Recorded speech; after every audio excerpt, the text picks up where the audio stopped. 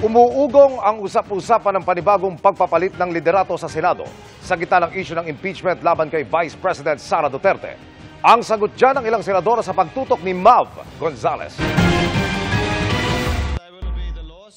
Ilang buwan lang matapos palitan ni Senate President Cheese Escudero, sinoy Senate President Juan Miguel Zubiri, umuugong na naman ang umano'y panibagong pagkilos ng mga senador para palitan ang kanilang liderato. Ang lumulutang na pangalan, si Senador Cynthia Villar.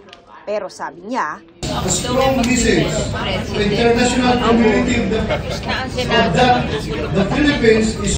Si Escudero, tinawanan lang ang usap-usapan at sinabing hindi raw siya nagkukomento sa mga chismis. Ang lagi nga daw niyang sinasabi, chismis lang daw ito hanggang hindi nangyayari. 13 boto ang kailangan para mailuklok ang isang senador bilang Senate President. Nang maluklok sa pwesto noong Mayo, 15 senador ang bumoto para kay Escudero. Sa kanila, 6 ang kilalang kaalyado o kaibigan ng pamilya ni Vice President Sara Duterte na nakaharap ngayon sa 2 impeachment complaint. Kung matutuloy, ang mga senador ang uupong hurado sa kaso.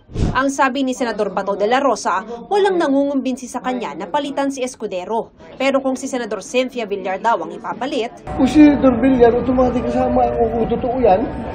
Kasi kaibigan kami, di ba? Pero wala akong narinig. Okay ba kami kay Senator Cheese? pero sir, Mga super, hindi ba kami, wala ba kami problema?